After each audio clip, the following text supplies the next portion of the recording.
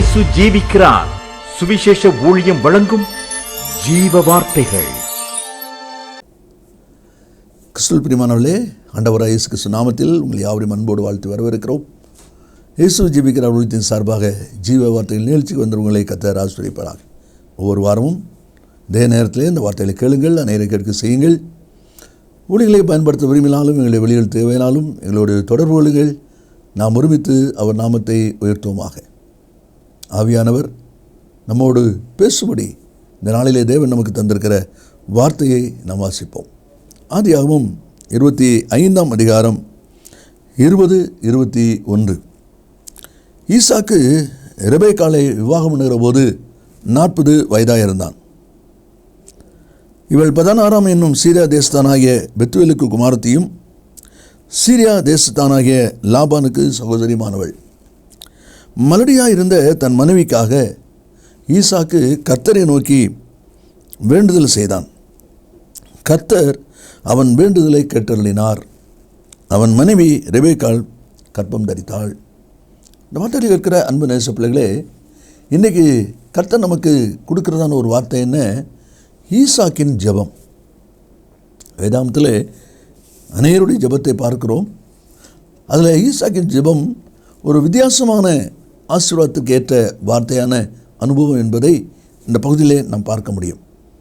அதில் சொல்லப்பட்டிருக்கிறது, மலடியாக இருந்த தன் மனைவிக்காக. மலடி என்றால் ஆசீர்வாதத்தை பெற்றுக்கொள்ள தகுதியில்லாத பாத்திரம். கர்ப்பத்தின் ஆசீர்வாதத்தை பெற்றுக்கொள்வதற்கு வாய்ப்பே இல்லாத ஒரு பாத்திரம். அந்த மனைவிக்காக கர்த்தரை நோக்கி வேண்டுதல் செய்தான். கர்த்தர் அவன் வேண்டுதலை கேட்டருளினார். அவன் மனைவி ரெபெக்காள் கர்ப்பம் தரித்தாள் என்று இந்த வசனத்தில் இருக்கு.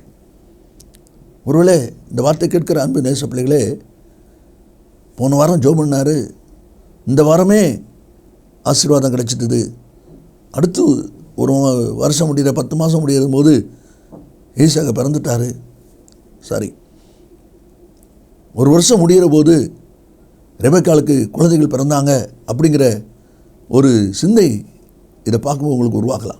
நல்லா யோசித்து விடுங்க. அப்படி இல்லை அருமையானவர்களே. அதனால தான் அந்த வசனத்தில் சொல்லப்பட்டிருக்கிறது, அவனுக்கு கல்யாணம் முடியும் போது வயசு எவ்வளவு, பிள்ளைகள் பிறக்கும் போது வயசு எவ்வளவுங்கிறது போட்டிருக்கு. 40 வயசில் திருமணம், 60 வயசில் பிள்ளைகள். அப்போ எத்தனை வருஷம் ஜெபம் பண்ணியிருக்கிறான்? 20 வருஷம் ஜெபம் பண்ணியிருக்கிறான். யாருக்காக ஜெபம் பண்ணியிருக்கிறான்? கற்பத்தை பெற்றுக்கொள்வதற்கு அருகதை இல்லாத, தகுதி இல்லாத ஒருவருக்காக அவன் ஜெபம் பண்ணியிருக்கிறான். நல்லா யோசித்து பாருங்கள். இப்படிப்பட்ட ஒரு நிலை இருந்தால், கற்பத்தை பெற்றுக்கொள்வதற்கு தன் மனைவி தகுதி இல்லாதவள் அப்படிங்கிற ஒரு நிலை வந்தால் எத்தனை பேர் நம்ம ஜெபம் பண்ணணும்னு யோசித்து பாருங்கள். நீங்கள் எத்தனை பேர் ஜெபிச்சிருப்பீங்கன்னு யோசித்து பாருங்கள். அதோட விட்டுருவோம், அதோட அந்த எண்ணமே போயிடும். ஆனால் 20 வருஷம் அவன் ஜெபம் பண்ணியிருக்கிறான். 20வது வருஷத்தில் பெற்றுக்கொள்கிறான். இந்த வார்த்தை கேட்கிற அன்பு நேச பிள்ளைகளே, அந்த ஈசாக்கினுடைய ஜெபத்தினுடைய தன்மை என்ன என்பதை தான் இன்றைக்கு நாம் சிந்திக்க போகிறோம். மத்தேயு 21ஆவது அதிகாரம் 22வது வசனத்தை நாம் வாசிக்கும்போது அதில் சொல்லப்பட்டிருக்கிறது, விசுவாசம் உள்ளவர்களாய் ஜெபத்தில் எவைகளை கேட்பீர்களோ அவைகளெல்லாம் பெற்றுக்கொள்வீர்கள். மலடியாக இருந்த, கற்பத்தை பெற்றுக்கொள்ள தகுதியில்லாதிருந்த அவளுக்காக விசுவாசத்தோடு கூட ஈசாக்கு ஜெபித்தார். இன்றைக்கு இந்த வார்த்தை கேட்கிற அன்பு நேச பிள்ளைகளே, உங்களுடைய ஜெபம் எவ்விதமாக இருக்கிறது என்பதை இந்த வார்த்தையில் சிந்தித்து பாருங்கள். ரோமர் 12:12 நம்ம வாசிக்கிறோம், ஜெபத்திலே உறுதியாய் தடுத்திருங்கள். ஜெபத்திலே உறுதியாய் தடுத்திருங்கள். ஒரு நாள் ஜெபம் பண்ணோம், ஒரு வாரம் ஜெபம் பண்ணோம், ஒரு மாதம் ஜெபம் பண்ணோம், பதிலே தெரியல. நம்ம ஜெபம் பண்ணோன்னே கிடச்சிட போது, அது எப்போ கிடைக்கணுக்கோ அப்போ தான் கிடைக்கும். இப்படி எத்தனை ஜெபத்தை கைவிட்ட நாட்களை யோசித்து பாருங்கள். அப்படியே உதறி போட்ட நாட்களை யோசித்து பாருங்கள். ஈசாக்கு தன் மனைவிக்காக வேண்டுதல் செய்து கொண்டே இருக்கிறான். கற்பத்தின் ஆசீர்வாதத்தை பெற்றுக்கொள்ள முடியாதவள் என்பது தெரிந்த போதிலும் இடைவிடாமல் ஜெபித்து கொண்டே இருந்தான். அந்த ஜெபத்தினுடைய முடிவு தான் ஒரு ஆசீர்வாதம். சங்கீதம் 113:9 சொல்கிறது, மலடியை சந்தோஷமான பிள்ளைத்தாட்சியாக்கி வீட்டிலே குடியிருக்க பண்ணுகிறார். நம்முடைய ஆண்டவர் யார்? நம்முடைய ஆண்டவர் எப்படிப்பட்டவர்? மறுபடியை சந்தோஷமான பிள்ளைத்தாச்சி ஆக்குகிறவர். கற்பத்தின் ஆசீர்வாதத்தை பெற்றுக்கொள்ள தகுதியில்லாத பாத்திரத்தை ஆசீர்வதித்து பிள்ளைத்தாச்சி ஆக்கி வீட்டிலே குடியிருக்க பண்ணுகிறவர். ஏன் உங்களுக்கு செய்ய முடியாது? ஏன் உங்கள் பிள்ளைகளுக்கு செய்ய முடியாது? நிச்சயமாய் செய்வார், நிச்சயமாய் செய்வார். விசுவாசம் உள்ளவர்களாக ஜெபத்தில் எவையில கேட்பீங்களோ அதை பெற்றுக்கொள்வீங்க. அந்த வார்த்தையை பயன்படுத்தி ஜெபிங்க. ஈசாக்குடைய ஜெபத்துடைய தன்மை குறித்து கொஞ்சம் வேகமாக வாசித்து நம்ம முடிப்போம். அதை வாசிக்கும் போது எனக்கு முதல்ல நான் யோசித்து பார்க்குறேன், எப்படி இந்த நிலைமையில் இருக்கிற மனைவிக்காக இத்தனை வருஷம் ஈசாக்கால் ஜெபிக்க முடிஞ்சது? முதல் காரணம், தன் தகப்பனாருக்கு கொடுத்த வாக்கு தத்தங்களை குறித்து அவன் ஜெபிக்கிறான். வாக்கு தத்தத்தை வைத்து ஜெபித்தான். என்ன வாக்கு தத்தம்லாம் வச்சு ஜெபிக்கிறாரு அப்படின்னு சொல்லி பார்த்தீங்கன்னா, ஆதியாகமம் 15:5 வாசிக்கிறோம். கூடாரத்துக்குள்ளே இருந்த ஆபிரகாமை வெளியே வர சொல்லி வானத்தை பாருன்னு சொல்லி இந்த நட்சத்திரத்தை எண்ணு, இதே போல் ஒரு சந்ததி இருக்கும். நான் விசுவாசிக்கிறேன், ஆபிரகாம் தன்னுடைய மகன் ஈசாக்கு இதெல்லாம் சொல்லி கொடுத்துருப்பார். எப்பா இந்த மாதிரி சொன்னார் ஆண்டவர், இத்தனை வயசில் சொன்னார், இத்தனை வயசில் தான் நீ பிறந்த, அதுக்கு பிறகு இப்படியெல்லாம் சம்பவிச்சது, உன் மூலம் சந்ததி ஆசீர்வாதமாக இருக்கும் அப்படின்னு சொல்லி கர்த்தர் பேசியிருக்கிறார். இதெல்லாம் சொல்லி கொடுத்துருப்பாரு. அப்போ இவன் ஜெபிச்சிருக்கிற போது என்ன ஜெபிக்கிறான்? வாக்கு தத்தம், ஆண்டவரே கூடாரத்துக்குள்ளே இருந்தே எங்கள் அப்பாவை கூப்பிட்டு உன் சந்ததி வானத்து நட்சத்திரத்தை போல் இருக்குன்னு சொல்கிறீரே, அப்படின்னா என்னுடைய மனைவியுடைய ஆசீர்வாதம், என் மனைவி மூலம் தான் அந்த சந்ததி வரணும், நாங்கள் தானே வாக்கு தந்த சந்ததி பிள்ளைகள், அதை நீர் ஆசீர்வாத வசனத்தை உறுதிப்படுத்தாரும், அந்த வார்த்தையை நிறைவேற்றி தாரும் என்று சொல்லி அவன் ஜெபிச்சிருப்பான் என்பதை நான் விசுவாசிக்கிறேன். அதே போல் 17வது அதிகாரம் 2வது வசனத்தை நம்ம வாசிக்கும்போது அதில் சொல்லப்பட்டிருக்கு, நான் உனக்கும் எனக்கும் நடுவாக என் உடன்படிக்கையை ஏற்படுத்தி உன்னை மிகவும் திரளாய் பெருக பண்ணுவேன் என்றார். 17ஆம் அதிகாரம் 19ஆம் வசனத்தில், உன் மனைவியாகிய சாராள் நிச்சயமாய் உனக்கு ஒரு குமாரனை பெறுவாள், அவனுக்கு ஈசாக்குன்னு பெயர் விடுவாயாக, என் உடன்படிக்கையை அவனுக்கும் அவனுக்கு பின்வரும் அவன் சந்ததிக்கும் நித்திய உடன்படிக்கை ஸ்தாபிப்பேன்னு சொல்லியிருக்கீங்களே, அதுபடி நான் பிறந்தேன், எனக்கு இப்போ கல்யாணம் ஆகிருக்கு, அப்போ அந்த சந்ததியின் ஆசீர்வாதம் வேணும் இல்லையா? இந்த வார்த்தை நீங்கள் சொல்லியிருக்கீங்க, இந்த வார்த்தையை எனக்கு உறுதிப்படுத்தி தாங்க. இந்த வார்த்தைகளை கேட்கிற அன்பு நேச பிள்ளைகளே, உங்களுடைய வாழ்க்கையும் கூட வாக்குத்தத்தை சொல்லி ஜெபிங்க. எந்த காரியத்தில் நீங்கள் நன்மை பெறலையோ, எந்த காரியம் உங்களுக்கு தாமதமாக இருக்குதோ, உங்களுக்கு தெரிஞ்ச வசனம்லாம் நீங்கள் சொல்கிறத விட, அவங்களுக்கு செஞ்சிரே இவங்களுக்கு செஞ்சிரே அதெல்லாம் சொல்கிறத விட உங்களுக்கு என்ன வார்த்தை கொடுத்துருக்கிறார் அந்த வார்த்தையை சொல்லி ஜெபிங்க. அந்த வாக்கு தத்தத்தை சொல்லி ஜெபிங்க. அதே 21ஆம் அதிகாரம் 12ஆம் வசனத்தில், ஈசாக்கினிடத்தில் உன் சந்ததி விளங்கும். பார்த்தீங்களா? ஈசாக்கினிடத்தில் உன் சந்ததி விளங்கும். இந்த வார்த்தை சொல்லியிருக்கீங்கப்பா, அந்த வார்த்தையை நிறைவேற்றினாங்க. அப்போ ஈசாக்கு வாக்கு தத்தங்களை சொல்லி அதை நிறைவேற்றும்படி ஜெபிக்கிற ஒரு மனுஷன். 2வது லூக்கா சுவிசேஷம் 18ஆம் அதிகாரம் 1ஆம் வசனத்தில் வாசிக்கிறோம், சோர்ந்து போகாமல் எப்போதும் ஜெபிக்க வேண்டும் என்பதை குறித்த ஒரு காரியம் அந்த அதிகாரத்தில் இருக்குது. சோர்ந்து போகாமல் ஜெபிக்கணும். நான் விசுவாசிக்கிறேன், ஈசாக்கு தன்னுடைய மனைவியுடைய நிலைமை இப்படிப்பட்டதாக இருக்குதுன்னு சொல்லுவேன் அறிஞ்ச போதிலும் தன்னுடைய மனைவியுடைய கர்ப்பத்தின் ஆசீர்வாதத்துக்காக ஜெபிக்கிறாமே, சோர்ந்து போய் தளர்ந்து போய் வார்த்தை பேசியிருக்கவே மாட்டான். ஏன்னா வாக்கு தத்தத்தை அறிந்திருக்கிறான், வாக்கு தத்தத்தை நிறைவேற்ற வல்லவர் தேவன் என்பதை அறிந்திருக்கிறான். அப்போ தன்னுடைய தகப்பனுடைய காரியத்தை பார்க்குறான், எப்படியெல்லாம் கர்த்தர் ஆசீர்வதிச்சிருக்கிறார், என்னென்ன வார்த்தை சொன்னார், என்ன விதமாக நடத்தியிருக்கிறார். அப்போது சந்ததியை கடக்கிற மணலை போல வானத்தை நட்சத்திரம் போல் ஆசீர்வதிப்பேன்னு சொன்ன ஆண்டவர் நிச்சயமாக ஆசீர்வதிப்பார். பவுல் கொரிந்தி சபையாருக்கு நிருபம் எழுதும்போது 2 கொரிந்தியர் 4ஆம் அதிகாரம் 1ஆம் வசனத்தில், நாங்கள் தேவனிடத்தில் இரக்கம் பெற்றிருப்பதால் சோர்ந்து போகிறது இல்லை. பார்த்தீங்களா? நாங்கள் தேவனிடத்தில் இரக்கம் பெற்றிருப்பதால் சோர்ந்து போகிறது இல்லை. உங்களுக்கும் தேவனிடத்தில் இரக்கம் இருக்கு இல்லையா? நீங்களும் தேவனிடத்தில் இரக்கம் பெற்றவங்க தானே, கிருபை பெற்றவங்க தானே. அப்போ நீங்கள் ஏன் அப்படி சொல்லக்கூடாது? நான் தேவனிடத்தில் இரக்கம் பெற்றிருக்கிறேன், தேவன் தம்முடைய கிருபை எனக்கு தந்திருக்கிறாரு, அதனால் நான் சோர்ந்து போக மாட்டேன், நான் தளர்ந்து போக மாட்டேன். வாக்கு கொடுத்தவர் வாக்கை நிறைவேற்ற வல்லவர், அவர் அதை நிறைவேற்றுகிற வரைக்கும் நான் பொறுமையாக இருப்பேன், நான் ஜெபித்து கொண்டே இருப்பேன், நான் துதித்து கொண்டே இருப்பேன், சோர்ந்து போக மாட்டேன் சொல்லலாமே. ஆமே, அதுதான் தேவனுடைய வார்த்தையில் நம்ம வாசிக்கிறோம். அது மட்டும் இல்லை, ஆதியாகமம் 22ஆம் அதிகாரம் 13வது வசனத்தை நம்ம வாசிக்கும்போது, ஆட்டுக்கடாவை தன் குமாரனுக்கு பதிலாக தகன பலியிட்டான். தன்னுடைய குமாரன் ஈசாக்குக்கு பதிலாக ஒரு ஆட்டுக்கடாவை கர்த்தர் காண்பிக்கிறார். அந்த ஆட்டுக்கடாவை பலி செலுத்தி தான் ஈசாக்கு மீட்கப்பட்டான். அப்போ தகப்பன் ஆபிரகாம் அதை சொல்லியிருப்பார், எப்பா உன்னை ஒரு நாள் பலி செலுத்தி சொன்னார், நான் பலிபீடத்தில் கட்டிட்டேன், கத்தி எடுத்தேன், பிளேனமில் கைப்படாத சொன்னார். அப்போ பார்க்குறேன் முள்ளில் சிக்கிக்கிட்டு இருக்க ஒரு கடா, அதை நான் பலி செலுத்தினேன் உனக்கு பதிலாக, அதனால தான் நீ ஜீவனோடு இருக்கிற. அப்போ இதெல்லாம் அந்த வார்த்தையை அவனை பலப்படுத்தியிருக்கோம், அவனை இன்னும் தைரியப்படுத்தியிருக்கோம், திடப்படுத்தியிருக்கோம்.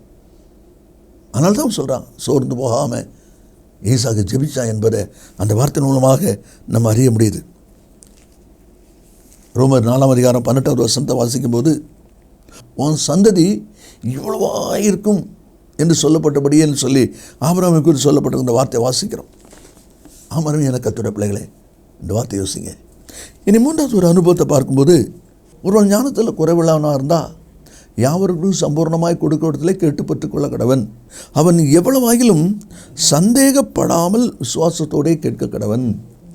சந்தேகப்படாமல் விசுவாசத்தோடே கேட்க கடவன்.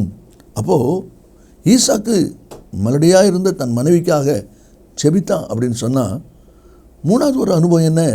சந்தேகப்படாமல் ஜெபித்தான். நமக்கு எங்கே கிடைக்க போகுது அந்த எண்ணமே அவனுக்கு வரலை. சந்தேகப்படாமல் ஜெபித்தான். இந்த வார்த்தை கேட்டுக்கொண்டிருக்க நீங்களும் ஜெபிக்கிறவங்க தான். உங்களுடைய தேவை, உங்களுடைய பிரச்சனை, உங்களுடைய குடும்பம், உங்களுடைய காரியத்தை கர்த்தர்ட்ட சொல்லி ஜெபிக்கிறவங்க தான். ஆனால் சந்தேகப்படாமல் ஜெபிக்கிறீங்களா? அதுதான் நம்ம வாசித்தோம். அவன் எவ்வளவாகிலும் சந்தேகப்படாமல் விசுவாசத்தோடே கேட்க கடவன் என்று சொல்லி அந்த வார்த்தை இருப்பதை நாம் அதில் பார்க்கிறோம். அதனால் தான் ரோமர் 4:20 ஆபிரகாம் சொல்லும்பொழுது, தேவனுடைய வாக்குத்தத்தத்தை ஆபிரகாம் அவிசுவாசமாய் சந்தேகப்படாமல், பார்த்தீங்களா, அவிசுவாசமாய் சந்தேகப்படாமல் என்று சொல்லி அந்த வார்த்தை இருப்பதை நாம் அதில் பார்க்கிறோம். எசேக்கியேல் 12ஆம் அதிகாரம் 25வது வசனத்தில் நம்ம வாசிக்கும்போது அதில் சொல்லப்பட்டிருக்கிறது, நான் சொல்லும் வார்த்தை நிறைவேறும், இனி தாமதியாது. ஆண்டு சொன்ன வார்த்தை, நான் சொல்லும் வார்த்தை நிறைவேறும், இனி தாமதியாது. 28 வாசிக்கிறோம், என் வார்த்தைகளில் ஒன்றாயிலும் இனி தாமதிப்பதில்லை.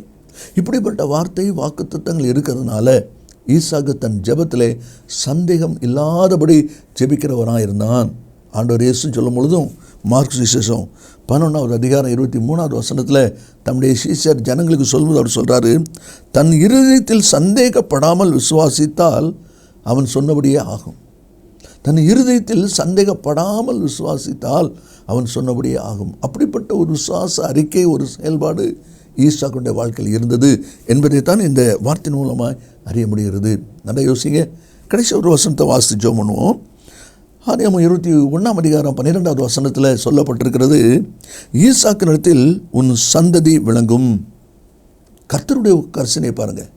கர்த்தர் ஏற்கனவே ஆபிரகாமுக்கு வாக்கு கொடுத்திருக்கிறார். அந்த வாக்கின்படி ஈசாக்கு பிறந்திருக்கிறான். ஈசாக்கினுடைய வழியாக உன் சந்ததி ஆசீர்வாதமாக இருக்கும். வானத்து நட்சத்திரம், கடக்கிற மணல், பூமியின் தூள், அப்படிப்பட்ட ஆசீர்வாதம் இருக்கும் என்று சொல்லியிருக்கிறார். இந்த சொன்ன வார்த்தையை கர்த்தர் கரிசனை உள்ளவராக செய்கிறார். அதுதான் இல்லை வாசிக்கிறோம் பாருங்கள். ஈசாக்கினிடத்தில் உன் சந்ததி விளங்கும்.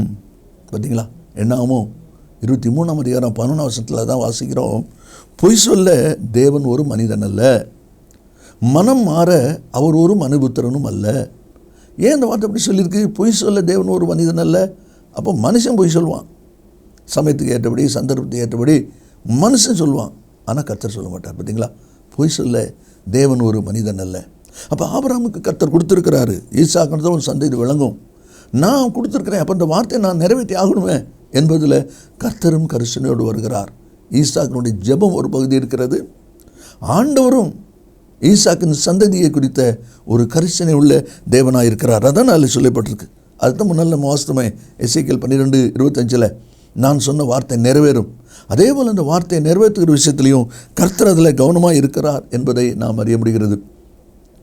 ஆதியாகமம் 26ஆம் அதிகாரத்தை நீங்கள் வாசித்து பார்த்தீங்கன்னா, கர்த்தர் அவன் ஆசீர்வதிக்கிற தேசத்தில் பஞ்சம், அவனுக்கு 100 மடங்கு ஆசீர்வாதம். இதை பார்த்து அந்த தேசத்தில் இருந்தவங்க எல்லாரும் அவனுக்கு எதிராக எழும்புகிறாங்க. அவன் தோண்டின துறவெல்லாம் தூத்து போட்டாங்க, விரட்டி விட்டாங்க. கடைசியில் அதே நபர் திரும்பவும் ஈசாக்கு கிட்ட வந்து உடன்படிக்கை பண்ணுறாங்க, நல்மனம் பொருந்துறாங்க. அப்போ அவங்க சொல்லுகிற வார்த்தையை பாருங்கள், 26, 28, நிச்சயமாய் கர்த்தர் உம்மோடே இருக்கிறார் என்று கண்டோம். பார்த்தீங்களா? நிச்சயமாய் கர்த்தர் உம்மோடே இருக்கிறார் என்று கண்டோம் என்று சொல்கிறாங்க. 29 சொல்கிறாங்க, நீர் கர்த்தரால் ஆசீர்வதிக்கப்பட்டவராமே. அப்போ இது எப்படி நடக்குது? என்ன சம்பவம் நடக்குது? ஈசாக்குக்கு ஒரு ஜெபம், வாக்குத்தத்தத்தை சொல்லி அவன் ஜெபிக்கிறான். சோர்ந்து போகாமல், சந்தேகப்படாமல் ஜெபிக்கிறான். அதோடு மட்டும் இல்லாதபடி ஆண்டவரும் ஆபிரகாமுக்கு கொடுத்த வார்த்தையை நிறைவேற்றுகிற விஷயத்தில் கரிசனை உள்ளவராக இருக்கிறார். அதனால தான் மறுபடியாக இருந்த தன் மனைவிக்காக ஈசாக்கு கர்த்தரை நோக்கி விண்ணப்பம் பண்ணினான். கர்த்தர் விண்ணப்பத்தை கேட்டார், அவள் கர்ப்பம் தரித்தாள். அன்பு நேச பிள்ளைகளே, நீங்களும் சந்தேகப்படாமல், சோர்ந்து போகாமல் வாக்குத்தத்தத்தை ஜெபிங்க. உங்களுக்கு மேலே கரிசனை உள்ள ஆண்டவர் நிச்சயமாய் உங்கள் காரியத்தை நிறைவேற்றுவார். நாம் ஜெபிப்போம். நிச்சயமாக காரியத்தை நம்ம ஜெயமாக எடுத்துக்கொள்ள முடியும். ஜெபிப்போமா? இயேசு சீக்கிரம் வரப்போகிறார். நல்ல பிதாவையுமே நன்றியோடு துதிக்கிறோம். நம்முடைய வார்த்தை ஆம் என்றும் ஆமென் என்றும் இருப்பதற்காக ஸ்தோத்திரம். இந்த வார்த்தையின்படி ஒவ்வொருவரும் சந்தேகப்படாமல், சோர்ந்து போகாமல், ஜெபத்தில் வாக்குத்தத்தங்களை பயன்படுத்தி ஜெபித்து நன்மை சுதந்திரிக்க உதவி செய்வீராக. இயேசுவின் நாமத்தில் பிதாவே, ஆமென், ஆமென். கர்த்தர் உங்களை ஆசீர்வதிப்பாராக. ஆமென். மேலும் விவரங்களுக்கும் உங்கள் ஜெப தேவைகளுக்கும் நீங்கள் எங்களோடு தொடர்பு கொள்ள வேண்டிய முகவரி, ஜீசஸ் லிவ்ஸ் காஸ்பல் மினிஸ்ட்ரீஸ், சகோதரர் John M Jeyaraj, 123A Dohnavur road, Mavadi, Nellai மாவட்டம், தென்னிந்தியா 627107. செல்போன் 9443113292.